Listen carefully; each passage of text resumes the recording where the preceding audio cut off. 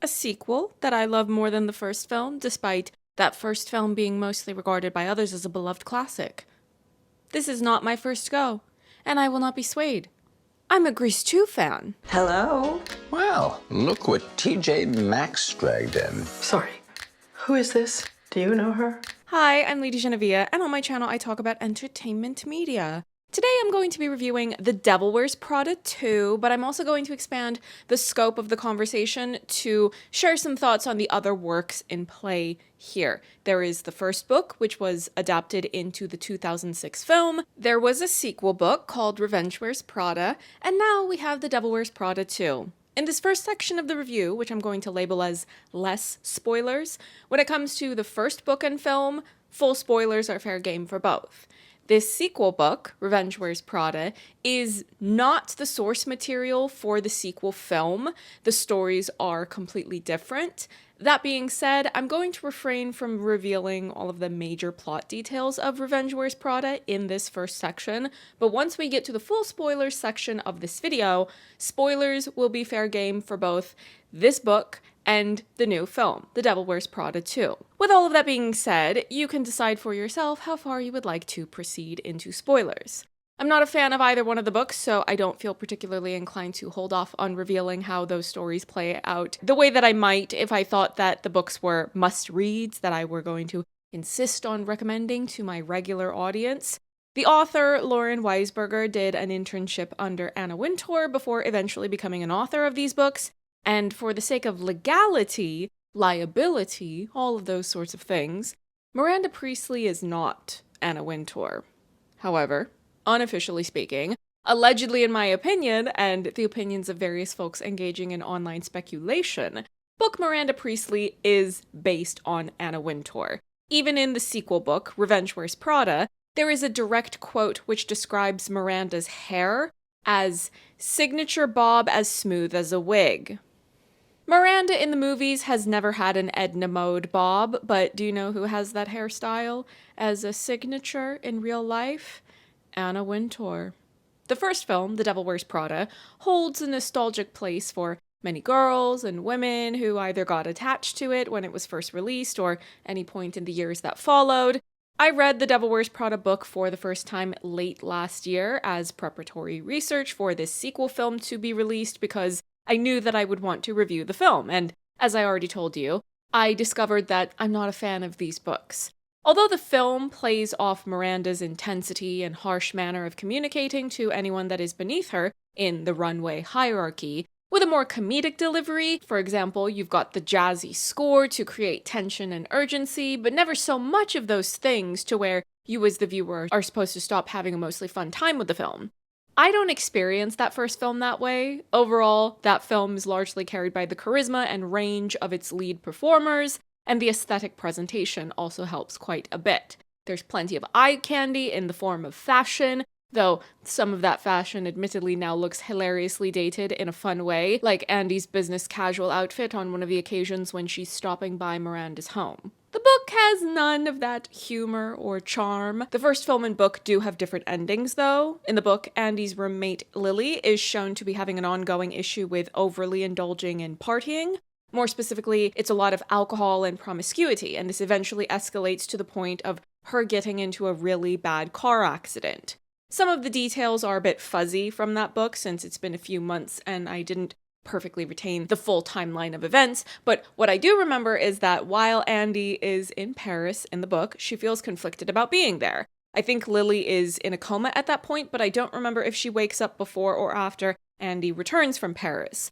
All of the months of working under these horrific conditions, the abuse, mistreatment, degradation, the chronic sleep deprivation because of how demanding Miranda is as a boss, and now this horrific situation with Lily, Andy hits her breaking point and she tells Miranda, F you, and that's how she quits her job. In the first film, though, which I'm assuming all of you have seen, or else why would you be watching a review of the sequel, the story makes a small attempt to give Miranda at least a drop of nuance. There's that moment of vulnerability when Miranda doesn't have any makeup on, and she reveals to Andy that her husband is divorcing her, And in the end, when they're each able to smile when they see one another randomly on the streets of New York City, the sequel book reiterates how villainous Miranda is, because Andy is described as having experienced 10 years of therapy and nightmares and flashbacks about Miranda and working for her.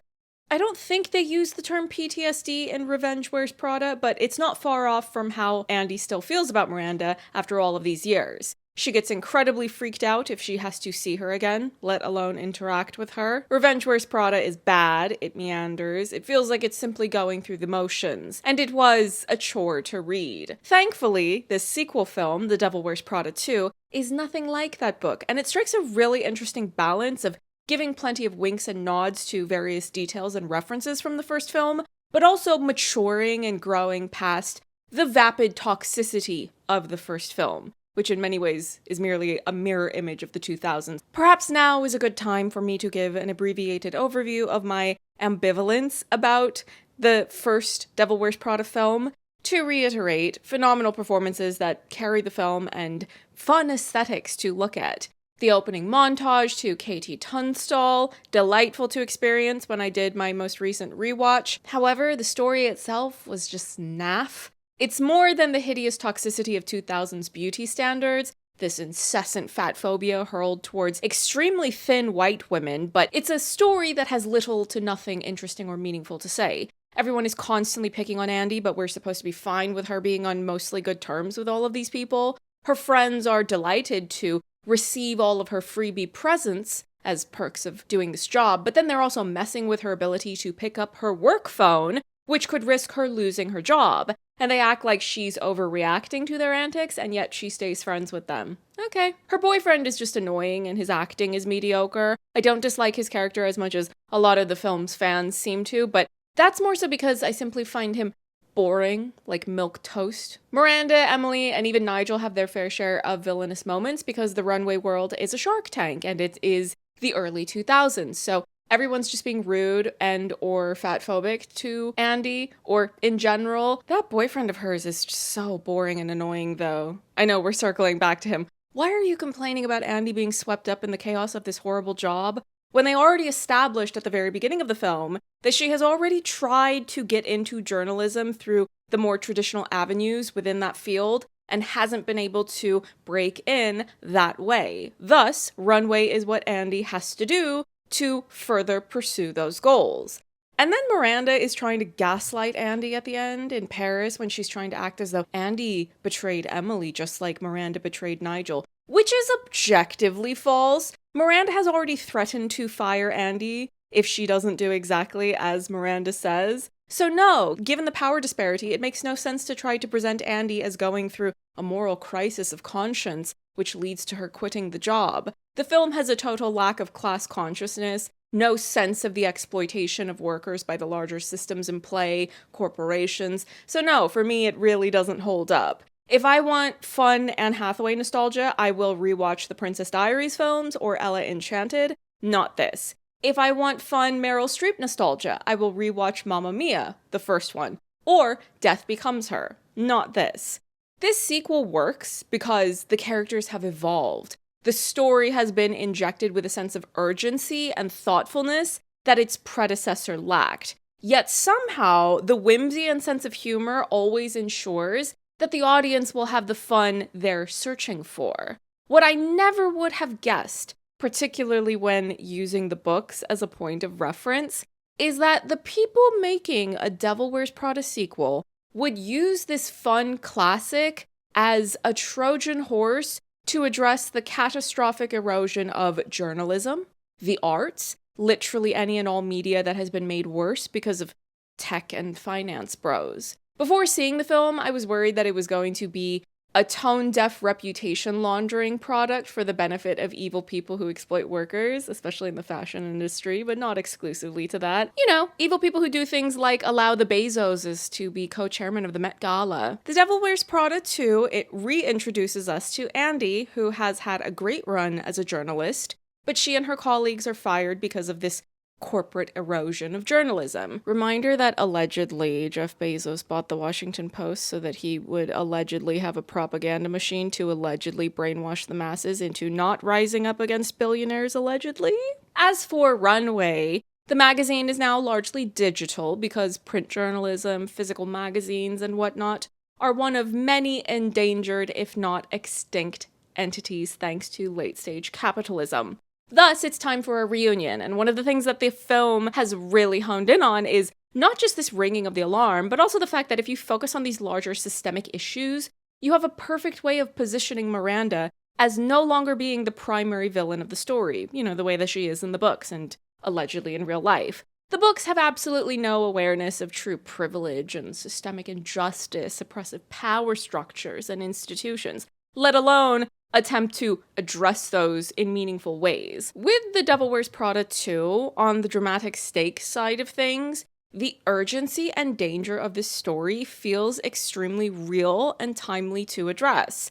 Whether you're looking at traditional journalism, fashion magazines, the film and television industry, the issue of billionaires and business moguls who haven't a single drop of artistic vision or creativity interfering and destroying those institutions for the sake of their own profits and power, it's highly topical to this moment. The fact that Miranda is no longer the most powerful person or entity the story engages with, she is now able to be vulnerable in a way that feels more authentic and resonant and engaging to watch.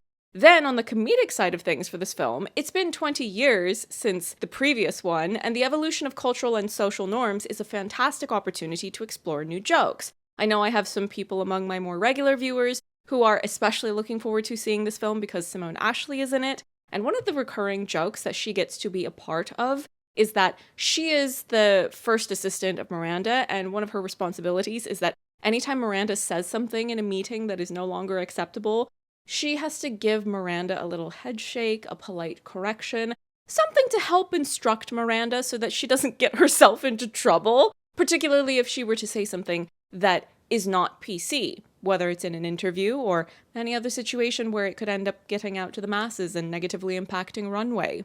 The question had been brought up over the years about whether or not they could or would do a Devil Wears Prada sequel, and it seemed as if the actors were not interested for quite some time. 20 years feels like the perfect anniversary release because enough time has passed and there is something for them to address, and that dramatic focus grounds the story even in the midst of the whirlwind spectacle of designer fashion and the excessive opulence that follows the majority of the people and settings we observe.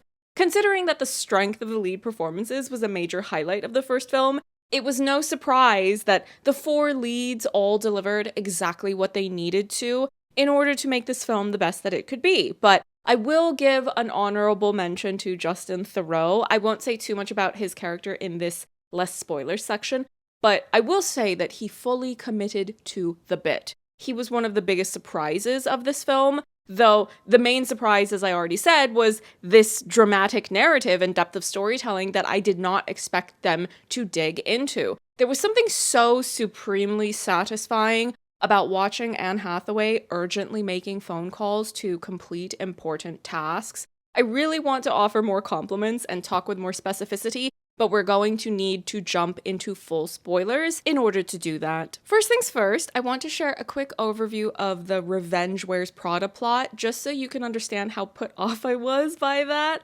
And thus, it made The Devil Wears Prada 2 look so much better by comparison.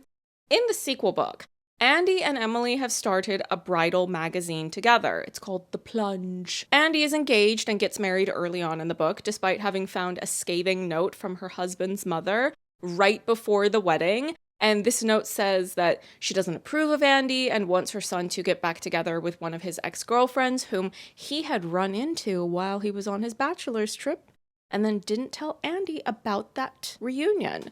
She is considering pulling back from him as all of these doubts are creeping in, but oops, she finds out she's pregnant. Also, Andy's husband is an old money loser whose father made some bad business decisions shortly before he died.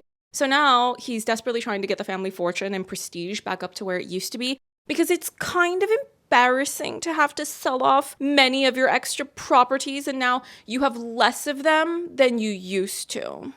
He was also an early investor in Andy and Emily's bridal magazine, which is doing well enough that Runway, and by Runway I mean Miranda, wants to acquire it. Emily is desperate to accept this offer. Andy doesn't want to accept it because she doesn't want to be put into a position of having to work under Miranda again, because as I previously stated, she is still traumatized from that experience, complete with nightmares and having to go to therapy to work through all of those issues and lingering, festering trauma.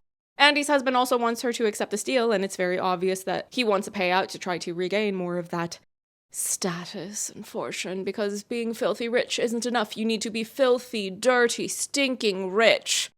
Anyway, Emily and Andy's husband betray Andy in the end and approve this deal against Andy's wishes, and don't tell her about this until after it's too late. And we don't even get to experience a scene of Andy telling her loser husband that she wants a divorce. We simply time skip ahead a year after, and the divorce has already happened during that time skip. Emily and her are no longer friends at that point, but Emily was nice enough to call up Alex, the ex-boyfriend with the mediocre acting in the movie version, to encourage him to make a move, as he and Andy still have feelings for one another, so they get back together. Audience, do we hate everything about that? Because I didn't enjoy a single thing about that story. It's just a never-ending parade of red flags, and book Andy doesn't take any actions until the worst possible outcomes flare up. Everyone is so grotesquely privileged and oblivious about that, yet the book wants us to believe that the stakes of the story are really high. Any sensible working class person would have told you, book Andy, that you never should have trusted a finance bro? Are you joking? Ugh. Yet The Devil Wears Prada 2 is so unapologetically clear in showing finance bros, businessmen, billionaires, and whatnot as being supervillains. Hello, this is fraud. On a global scale. The film opens with a more self-assured, confident Andy than the version of her that was first introduced 20 years ago. The way that she walks and carries herself through the streets of New York City demonstrates how much she has transformed. We get a cute little nod to the first film when Andy is walking through a park and she sees a street vendor holding up 2 blue belts to a potential customer. Now, I myself do not love the blue belt monologue, but it is one of the more memorable, I suppose, iconic scenes of that film, so it's perfectly understandable that you would reference that, as well as Nigel mentioning the word 6 to Andy after they're reunited at Runway. Honestly, of all the things to reference, the heinous body dysmorphia-inducing beauty standards are not the thing that I personally would have chosen to keep in this sequel film, but I do understand the inclination to plug in several references because the first film is one that has plenty of fans and you want to give them those winks and nods so that they are receiving an underlying message that the people making this film know the importance of threading this new story together with the first one that was beloved enough to warrant a sequel film being made in the first place. But the first dramatic punch of The Devil Wears Prada 2 comes quite early as Andy and some of her colleagues are attending an industry event that exists to celebrate various journalists for their work. Right before Andy is called up to accept an award, she and her entire table of colleagues receive text messages that they've just been fired. Corporations, downsizing, blah, blah, blah. We know how this goes, right? We're all aware of this ongoing issue plaguing a world under late-stage capitalism. Andy goes up to accept her award, and she reveals to a room full of journalists in an emotionally charged speech what has just happened, and she gives this impassioned defense of journalism on a mic. Being that you're in a room full of journalists, naturally this speech gets plenty of coverage and goes viral within the relevant media spaces. A few messages and phone calls later, and Andy has been rehired at Runway, but this time it's by the corporate higher-ups of the company. She needs to give the company a media boost after they took a reputational hit from covering a company or workshop, whatever it was. It turned out to be a sweatshop. The fact that this film even bothered to acknowledge this issue of sweatshops in the larger fashion industry is one of several examples of how much more thoughtful and considerate this film is of larger topics, institutions, themes, and the storytelling is all the more enriched for it. With the recurring volatility in media industries of the film, including traditional news journalism and even a prestige fashion magazine, one of Andy's friends suggests to Andy early on in the film that perhaps she could write a book about working for Miranda Priestly. It would be an inside look at the experience of working under an extremely famous celebrity, a fashion titan, and who doesn't love a good expose? I mean, I would read it. There's a sort of meta joke made in passing about, well, who would want to read a book that's just you complaining about your boss? Now, I personally took that as a joke about the source material book that started all of this, but Andy has mixed feelings about writing this book. The longer she spends working at Runway again, appreciating Miranda's creative strengths and seeing how they have the same enemy now, finance bros and every version of them. Tech bros and finance bros are two sides of the same coin, and that coin is cryptocurrency, aka useless garbage. I'm actually reading about that right now. It's Ben McKenzie's book on the topic, and my next review on this channel will be on his documentary, which is the video adaptation of the book. I love that even though I was bracing myself for a fair bit of this film, worrying about this revelation to pop up at exactly the wrong time, and then Miranda and Andy would of course have a rift, they completely subverted convention and the expectations I had, which were formed by convention, by having Miranda nonchalantly reveal near the end of the film that Miranda knows about the book deal offer and she has no issue with it.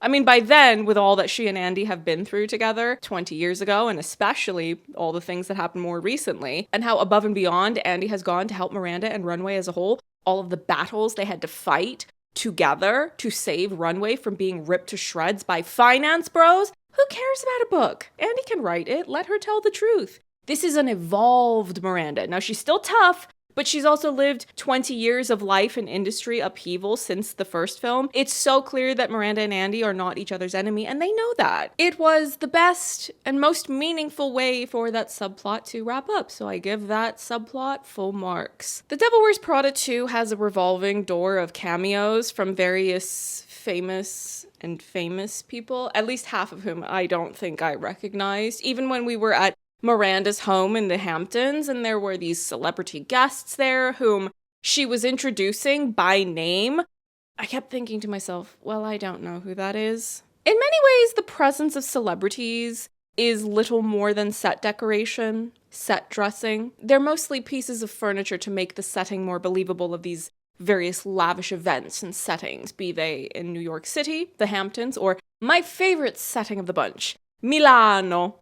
Permit me to indulge in the excitement of seeing Milano showcased for this grand gathering of fashion folks. A bit hilarious to see Michele Morone sitting in the front row, not far from Miranda, and they never acknowledge that he's there. He's just sitting there. But anyway, Milano. The one and only time I visited Italy, I went to Milan. I did not have the privilege of also going to Lake Como, though I did consider it because it's not far from Milan. As a George Lucas girly, I would have loved to visit Villa del Balbianello. Quote the I hate sand line, do it for the vine, and do it on location. There were several locations the Devil Wears Prada 2 used in Milan that I instantly recognized for two reasons. One, they were used in House of Gucci. And two, I went to those exact locations because they were used in Ridley Scott's Father, Son, and House of Gucci. The exterior of the Duomo, where Patrizia and Maurizio went on their first date to a food truck. I went there. The food truck was not there, though. That was just for the movie. The nearby Galleria that we see Miranda walking through, Maurizio and Patrizia went there first and stepped into a restaurant for all of 3 seconds before running back out again. I went there. I didn't eat at that restaurant because why would I do that? They didn't eat there in the movie. They just walked around the Galleria. So I, too, walked around the Galleria. But speaking of restaurants, the uncomfortable family lunch Maurizio and Patrizia had with Maurizio's father, Rodolfo, that is the same restaurant that we see in The Devil Wears Prada 2 when Andy runs inside to track down Emily, who happens to be having lunch with Donatella Versace. Ferre, Armani, and Versace. I recognized this restaurant immediately because of how many times I've seen House of Gucci. And because I ate at that restaurant in Milan twice. The waiters were very nice. I highly recommend it, actually. If you enter through the main entrance, which is the one that Andy ran in, you have to walk further into the restaurant past where Emily and Donatella were seated to get to the area where the House of Gucci characters were having their lunch. I was already in a fantastic mood by this point in the film because of how well the story and performances had been delivering so much more than I could have hoped to see as a follow-up to a 2000s classic that I'm not as much of a fan of. And then you factor in the numerous bells being rung in my memory of shared locations with House of Gucci. And on top of all of that, the film had been hinting at a struggle over whether or not they would invite a particular artist to come perform at this big runway event that was happening in Milan, someone that Miranda had previously clashed with. Now, I do remember vaguely skimming information about The Devil Wears Prada 2, which included a grocery list of celebrities who would have cameos, but I had forgotten more or less all of them. So I was genuinely surprised and delighted when Lady Gaga showed up. Not just to be a piece of decorative furniture, as most of the other celebrity cameos were. She had an actual conversation. She had a scene with Miranda. She performed a song. Truly, this movie was made for me. You had a bunch of divas gathering to condemn the finance bros who are destroying artistic and creative institutions, not to mention true investigative journalism as a whole. But you are giving me a platter of totems to remind me of how much I love House of Gucci and how much fun I had scurrying around Milan to various filming locations used in the film. 11 out of 10 Nostalgia Fest, thank you very much. Call me Julie Andrews, because these are a few of my favorite things. And actually, I'm just realizing I forgot to write this down in my notes because I had so many things to say. They also, I'm fairly certain, used Villa Balbiano, which is a different villa. I know this because I did not go to Lake Como, but I was considering it, so I was looking some things up. Specifically, it's the villa that is used for Aldo's birthday party. They used, I'm pretty sure, this same villa in The Devil Wears Prada 2 whenever they were having their clandestine meetings with BJ Novak, whatever his character's name was. Yes, I'm fairly certain that was the same villa. I remember because I was looking up that villa and I was trying to determine whether or not it was a villa that the public would be allowed to visit. And when I looked it up, it said no, you had to just be filthy rich and officially rent it out. We will be circling back to Milano, but I want to loop back to New York City to pay some compliments to elements of the story which are more so rooted there. Andy and Miranda both have Asian assistants. The film does not call them that, but I am calling them that because I want to celebrate the fact that even though it's really fun to revisit the characters and actors whom we already know from the first film, I love that the scale and scope of this world has expanded to include new faces as well. Simone Ashley plays Miranda's first assistant. Her name is Amari, and she is very cool, chic. She seems completely at home in this high-stakes fashion environment. She never seems to be struggling under the weight of the numerous responsibilities of her position. She handles it with the utmost composure. I already mentioned before this recurring comedic bit of Amari having to politely correct Miranda whenever she's said or about to say something that is no longer socially acceptable. A really fun comedic bit, by the way. This dynamic that makes sense for them. I also love the part where they reference how there were a lot of HR complaints, so now Miranda cannot and does not throw her coats at her assistants anymore. The part where we see Miranda in present day attempting to hang up her own coat, and she's just exhausted afterwards. Truly one of my favorite bits of physical comedy from the entire film. Andy's assistant is named Jen, and I love how perfectly she matches Andy's approach and vibe. She ends up thrifting something designer, which is something that Andy had mentioned doing as a way that she's able to still dress fashionably despite not having the disposable income to buy designer clothing on a regular basis. We even see at one point that Andy's first apartment in the film, the one she has before her increased runway salary allows her to move to a nicer apartment, the water isn't consistently clear. She had to hit the pipe to make the bathroom sink water turn the correct color. Actually, that just reminded me of a scene where Andy is talking to her friend Lily, who is back in this movie too, and this is shortly after she was fired at the beginning of the film. Andy mentions something to Lily about how Andy is very aware that lots of people have it worse than her, and I was so taken aback by her saying this because it was an early signal that this film had a level of self-awareness that the first film, and in particular, the books, especially the second book, did not. But anyway, Jin, an underrated MVP, or maybe not underrated, maybe by the time I edit and publish this already too many minutes long review, all of social media will be hyping up Jin, and you know what? She deserves that. The entire engineering design of that scene where everyone is panicking because the business bros want to have a meeting with Miranda in the runway cafeteria when Miranda didn't even know that there was a cafeteria. And Jin says she's stressed out, so she's going to just grab some froyo from the cafeteria, and Nigel and Andy express their borderline patronizing concern for Jin's generation. only for the reveal that Jin nonchalantly walked by this table where the meeting was happening. She accidentally dropped her spoon so that she could place her phone under Miranda's chair with the voice memo recorder running so that she would be able to hear what they were talking about in this meeting. Jin is playing 4D chess and she is winning. These are the journalistic instincts that will serve Jin very well to follow in Andy's footsteps. And speaking of fabulous Asian women in this movie, Lucy Liu, Alex Monday herself. Flip your goddamn hair, Lucy Liu. Deflated souffle, Lucy Liu. Always happy to see her show up in a movie that is mostly divas. The fact that she ends up being the one to save the day because she just so happened to end up with half a billionaire's fortune because said billionaire is a certified idiot. It's admittedly fantastical as far as the solution goes, stretching the limits of what's believable or realistic. But the thing about a film like this is that it's supposed to be fun. The people we are emotionally invested in, things are supposed to work out for them in the end, and this is the most fun way to accomplish that without undermining the deeper points you're trying to make in the story, where you're calling out these evil institutions and figureheads of systemic oppression and inequality. You need to create a solution in the story that our divas can find to save journalism, fashion, art, creativity, friendship, collaboration, all of the things that we love. Andy making phone calls is, as I said before, one of the most satisfying things to watch. When she is running around New York City, making these frenzied phone calls so she can land this highly sought after interview, do her job exceptionally well, get back in Miranda's good graces, show us that she is an ultra competent baddie journalist. It was so satisfying to watch. I recently watched All the President's Men, which is a film about Watergate starring Robert Redford, who spends a good amount of that film making phone calls, asking questions, taking notes by hand, and it was so satisfying to watch. And I had the sense that it was going to get added to my list of comfort rewatches, and to not long after that see The Devil Wears Prada 2 and have it be this enormous love letter to journalism. Yes, thank you, a movie for me.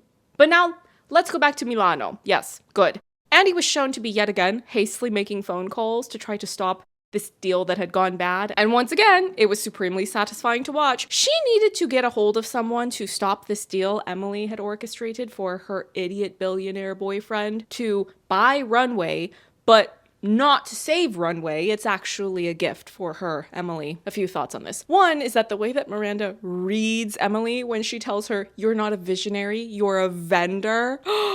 A jaw-dropping, scathing insult. I loved it. And Justin Theroux, he had absolutely no business playing this insufferable weirdo billionaire to perfection the way that he did. He was unbearable with that megamind dome cranium and his insufferable rhetoric. I love the juxtaposition of how Emily's story shows that joining the leopards won't save your face. She's humiliated, as deserved, for being so underhanded and also for aligning herself with a billionaire. But I also love the way that they show how, in the end, Emily is better off pursuing her own passions and also making a friend. The movie is not setting out to be mean-spirited to anyone that the audience has nostalgia for. Even if Emily has a villainous detour, she is still given the space to find her way back, and that was a really sweet way to end her story in this chapter. The scene between Justin Theroux and Meryl Streep, when she is making this attempt to reason with him, and he simply cannot be reasoned with, that was one of the most unexpected, devastating moments of this entire film. I was really emotionally overcome by how moving it was. I never would have expected the Miranda Priestley of 20 years ago to deliver a moment like that, but it's another testament to how brilliant the evolution of these characters is in this sequel. Following that thread, Nigel, I love what they did for Nigel. Considering how devastating that betrayal to him was in the first film, the fact that they made sure to address that again, not only by having Andy bring that up to him, and by him barely remembering that one incident because of how often Miranda has been that way to him over the years. And then Andy points out Nigel's importance and capabilities to Miranda. And she finally has this epiphany and she talks to him, really talks to him. And she says, "Have I taken you for granted?" Oh, I could have wept. There are so many carefully considered details to fully optimize this story, what the characters are able to do, how they've grown, and again, the fact that they have used Hollywood's current propensity to always push for sequels or prequels or spin-offs of stories and IPs that are already established, successful, and have a built-in audience, a fan base, which in and of itself is a cowardly way to approach the arts, a field of creativity, They used that to tell a story that is so scathing in its callouts without losing its sense of fun, fashion, and humor. I never would have guessed I would enjoy this film as much as I did, but here we are. Support The Devil Wears Prada 2 at the cinema. Support real, meaningful journalism, and support the arts in general. There are still original stories being told too, so try to make those a priority as well if you're not already doing so.